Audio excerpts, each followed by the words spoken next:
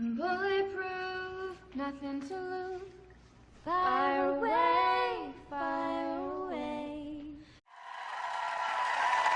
From earning an Oscar nomination for Up in the Air to becoming a hit at the box office and the pop charts with Pitch Perfect to getting animated in her latest hit, Trolls, our first guest has quickly established herself as one of the most successful actresses of her generation. Well, now she's telling the story of how she got there in her new book, Scrappy Little Nobody. Please welcome Anna Kendrick.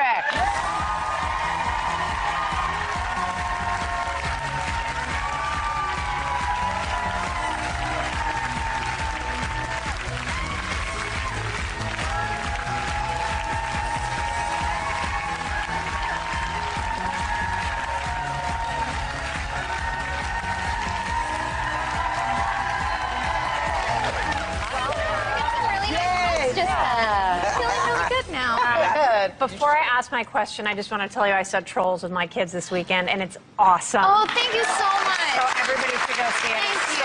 Such a great movie. Now, after all of your success, people I think would be surprised to know that you still get starstruck. Oh, yeah, I mean, me. Well, Okay. all right, walked right into that one. Straight indoors after the big Oh, night. yeah, I mean, I think everybody still gets starstruck, and it just depends on who it is. I mean, I was... Who was it? Yeah, well, yeah, I mean, I was at the Hollywood Film Awards with Justin Timberlake, because he's in Trolls with me, and we were talking, and Lenny Kravitz came over, and I was like, oh my God, I know, look at that audience reaction. Ooh. And actually, at one point, Justin was like turned to me and was like, yeah, I'm friends with Lenny Kravitz. And I was like, oh, that means you're kind of starstruck by Lenny Kravitz. I love it. I love that. He's starstruck by Lenny Kravitz, right? He's just, he's otherworldly. Congratulations on your new book, Scrappy Little Nobody, which is getting great reviews. And it's a book, it's like loosely autobiographical, but just observations. Well, it's not like loosely autobiographical. It's not like I created a fiction. No, but it's That's just you're about writing experiences.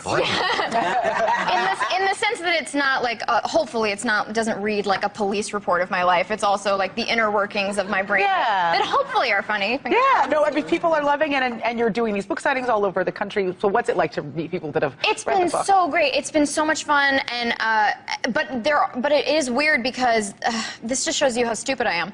I love here that we chapter go. about how stupid you are. Where like people will come up to me and like say something to me like, I do that thing too, and I'm like, how did they know that? Oh, I wrote it in the book. I put it in the book.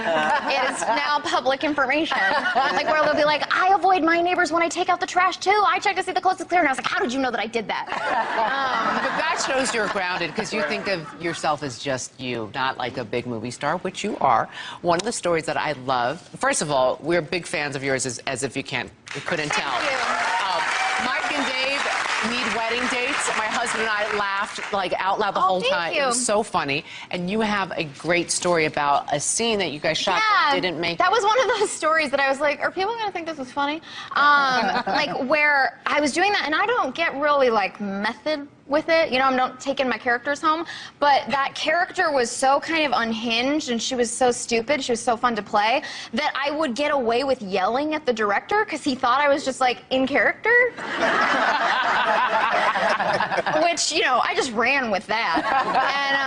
And there was a scene we were doing that got cut where like this I can't really do the setup, it'll take too long, but a pig explodes, you know, like they do. Like in movies. Yep. And at one point, the director was like calling out stuff for us to do, and I was there with Zac Efron, and he was like, take a piece of the pig guts, they're all over you, and put it in your mouth, and so that you can spit it out, and we'll just do a take where you're like spitting it out.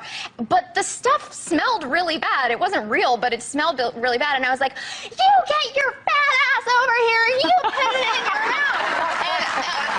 And he was like, Anna, and I was like, oh, he didn't think I was serious. Are you going to write it? I mean, you wrote the book yourself, Yeah. right? That's really All by my impressive. lonesome. Thank you. Was it hard to? It was so hard. It was, and I don't mean to make it sound like it was like so taxing that it will not be a fun experience to read, because I want you to buy it. But it was really, really hard. And now they want you to write another one, I'm sure. Never. Never. Not doing it. I'm also out of stuff. Yeah. Like a couple That of. should be the title of the new book. It's just Out of blank stuff, pages. yes. I also, See, they're already excited. But Anna, in the book, you talk about some show business lessons that you've learned. Can you give us an example of one? well, one of the things that happens is like whenever you don't want to do, I don't know if this has happened to you, where if you don't want to do something, people will offer you water. Like What? if you're like I was like, oh, I was doing this horseback riding lesson for Into the Woods, and there was like the saddle was like something was broken and it was digging into my thigh, and I was like, hey, like the saddle is, I'm in physical pain now, and they were like, ooh, do you want a glass of water?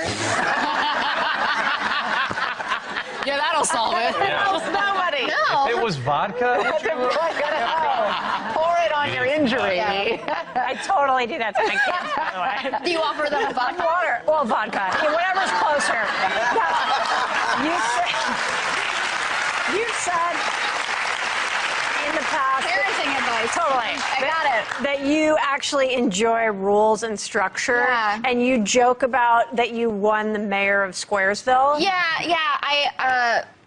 I had this like silly I did a movie with Lisa Kudrow, and she describes herself as a square, and I was like, oh, you've got nothing on me. And we were like trading stories, and I told her this story about how a friend of mine found out that I'd never, ever snuck into a movie without paying. You know, like go to a movie and then you go to another one for free. And he was like, you're a grown woman, like you've never snuck in a movie. And he forced me to sneak into Iron Man. And I did not enjoy the movie at all because I was so stressed out. And then I met Robert Downey Jr. and Jon Favreau, who directed the movie, like at some dinner. And I felt so bad that I confessed, and I forced them to allow me to buy them like $15 worth of food. So that I would like absolve my conscience. You're a good Robert Downey egg. Jr. could use some. Anna I know, obviously they were like, we don't care, that's a really charming story. And I was like, I'll feel bad forever, please let me do that. Anna Kendrick, you're a good egg.